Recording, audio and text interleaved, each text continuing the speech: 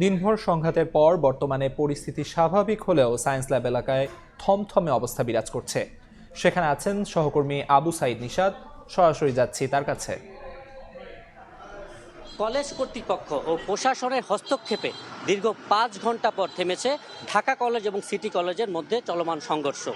এবং আমরা কিছুক্ষণ আগে যেটা জানতে পেরেছিলাম যে ঢাকা সিটি কলেজের ভারপ্রাপ্ত অধ্যক্ষ কিন্তু আমাদেরকে জানিয়েছেন যে তারা শিক্ষার্থীদেরকে কলেজ ক্যাম্পাস থেকে তারা চলে যেতে বলেছেন এবং এই আশ্বাসে বলেছেন যে এই যে চলমান সংঘর্ষ ২ দিন পর পর যে হচ্ছে এবং সেটি বিষয়ে কিন্তু তারা কলেজ কর্তৃপক্ষদের সাথে কথা বলবেন। এবং আমরা যেটা জানতে পেরেছি যে ঢাকা কলেজের অধ্যক্ষের মাধ্যমে যে আগামীকালকে আইডিয়াল কলেজ, সিটি কলেজ এবং ঢাকা কলেজের সকল কর্তৃপক্ষ মিলে তারা কিন্তু এই দ্বন্দ্ব বন্ধে কিন্তু বসবে এবং এই দ্বন্দ্ব বন্ধে যে বসার যে সিদ্ধান্ত সেটি কিন্তু আগামীকালকে যে বৈঠক হবে সেখান থেকে আমরা জানতে পারবো।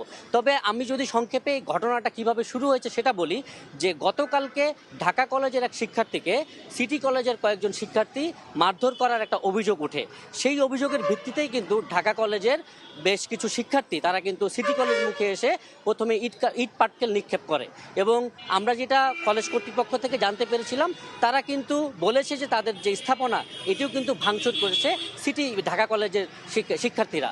তো এই ঘটনার কিন্তু ভারপ্রাপ্ত যিনি অধ্যক্ষ ঢাকা সিটি কলেজের তিনি কিন্তু বিচার দাবি করেছেন এবং এই ঘটনার যাতে পুনরাবৃত্তি না ঘটে সেটি কিন্তু প্রশাসনের কাছে হস্তক্ষেপ দাবি করেছেন। এবং আমরা যেটা বলতে চাচ্ছিলাম যে এই যে ২ দিন পর পরই ঢাকা কলেজ এবং ঢাকা সিটি কলেজের মধ্যে যে সংঘর্ষ হচ্ছে তুচ্ছ ঘটনাকে কেন্দ্র করে এটি আসলে কেন হচ্ছে, কেন এটার সমাধান করা যাচ্ছে না সেটি নিয়ে কিন্তু চিন্তিত প্রশাসন এবং কলেজ কর্তৃপক্ষ।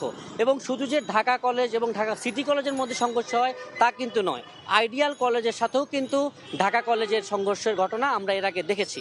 তো এই সূত্র ধরে ঢাকা কলেজ, আইডিয়াল কলেজ এবং সিটি কলেজ এই ৩ কলেজের কর্তৃপক্ষ এবং প্রশাসন মিলে এই দ্বন্দ্ব নিরসনে আসলে সমাধান কি হতে পারে সেটি নিয়েই আগামীকাল বসবে।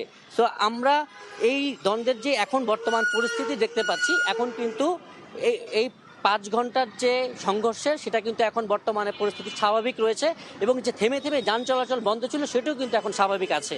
এই ছিল ঢাকা সিটি কলেজের সামনে থেকে আমার কাছে সর্বশেষ সংবাদ।